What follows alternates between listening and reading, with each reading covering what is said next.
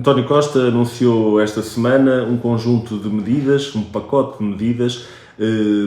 elaborado pelo Governo do Partido Socialista e também com a sua maioria parlamentar para fazer frente à inflação e à carestia de vida. Este pacote de medidas, que tem um caráter excepcional e temporário, não pode ser considerado de forma nenhuma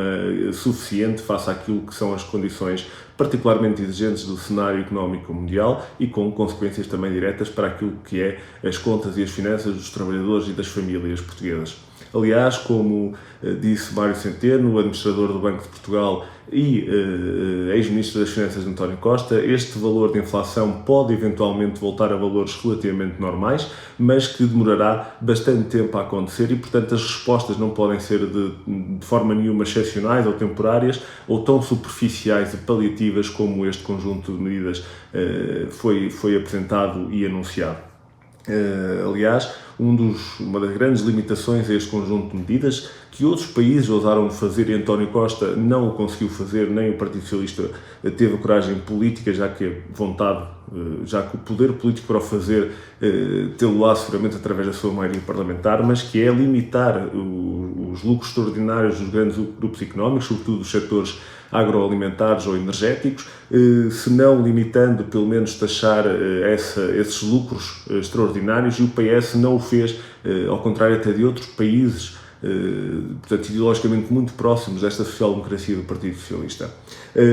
Assim sendo, as medidas ficam muito aquém daquilo que seria de esperar, mas sobretudo que seria necessário, lembrando, por exemplo, que estes 125 euros que são atribuídos agora no mês de outubro de forma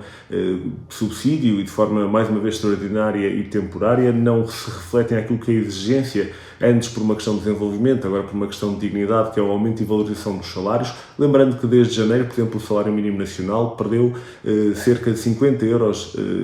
reais de poder de compra, em que nestes últimos meses ultrapassam em muito e em largo estes 125 euros que vão ser atribuídos e que, obviamente, de forma inconsequente, vão resolver qualquer tipo de problema. O problema não é avaliar aquilo que os 125 euros farão falta às famílias, é avaliar a sua consequência no tempo,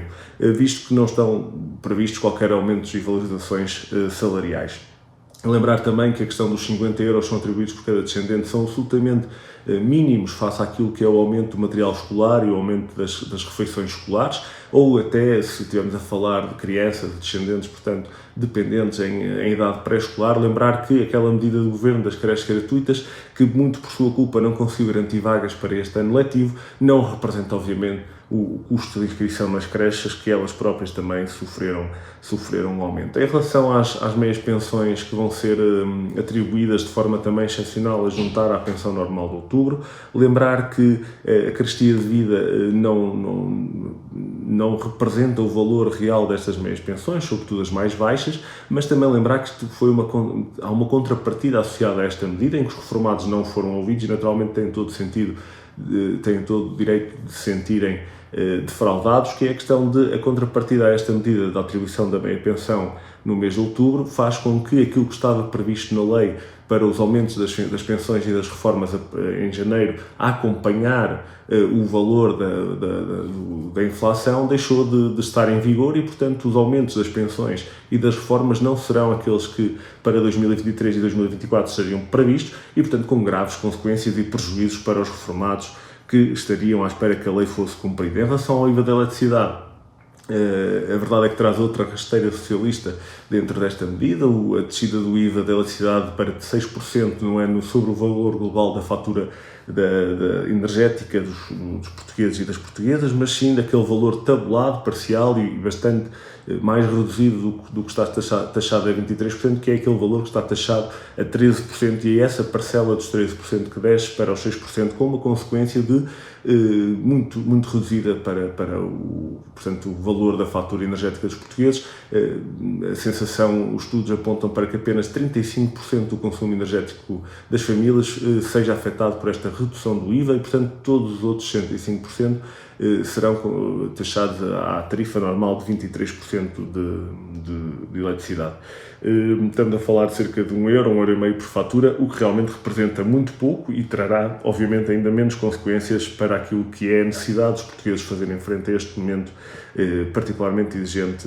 para as suas finanças. Na questão das rendas, a lei, portanto, a medida é relativamente positiva, mas com outra rasteira e com um senão bastante grande. Esta limitação do aumento das rendas até um máximo de 2% deixou de fora todos os contratos que sejam assinados depois de janeiro de 2022. Lembrando que quem troca de casa mais vezes são os trabalhadores precários, são as populações mais jovens, sobretudo nos grandes centros urbanos, que se veem recorrentemente afastados para os subúrbios destas cidades e com necessidade de fazer vários contratos ao longo dos anos. E, portanto, deixando de fora estes contratos, os aumentos podem acompanhar a inflação que se pretende ou que se prevê que entre na ordem dos 6%. Outra coisa que não se entende é, obviamente, há um imputar de responsabilização desta crise ou do sustento desta crise sobre as famílias dos trabalhadores, mas depois, em relação às rendas, há também uma medida anunciada por António Costa, que é, portanto, compensar os senhorios por estas eventuais perdas em sede de IRS ou de IRC. E, portanto, continuam a ser os trabalhadores e as famílias portuguesas a sustentar a margem de lucro, não só dos senhorios, mas também através destes subsídios, que na verdade são subsídios para subsidiar o poder de compra dos portugueses, que não o governo não taxando os lucros extraordinários das empresas, dos grandes grupos económicos, ou limitá-los até, obviamente estes subsídios e esta atribuição excepcional e mais uma vez temporária destes numerários farão só com que resulte no sentido dos portugueses, dos trabalhadores, das famílias conseguirem continuar a suportar o aumento destes lucros, não havendo qualquer tipo de redistribuição de riqueza. Olhamos para as eleições legislativas do passado mês de janeiro deste ano e podemos ter a sensação que o povo está com o Partido Socialista, mas é verdade que sabemos também, e temos avisado, e creio que está cada vez mais clara a posição do Partido Comunista Português, não só olhando para aquilo que seria o orçamento mais à esquerda de sempre anunciado pelo Partido Socialista, mas que dizer que o Partido Socialista não está com o povo português e que este conjunto de respostas extremamente limitado terá uma oposição do Partido Comunista Português, não no sentido de avaliar a falta que este dinheiro continua e vai fazer naturalmente falta às famílias portuguesas, mas de avaliar e de apresentar propostas que sejam consequentes no tempo, que possam passar sobretudo pelo aumento dos salários e a valorização dos salários, mas também de limitar e taxar estes lucros extraordinários a pique que são sustentados pelos trabalhadores e pelas famílias portuguesas, os grandes grupos económicos que têm a obrigação, obviamente, moral e legal de participar e fazer a sua parte também nesta crise financeira. Obrigado.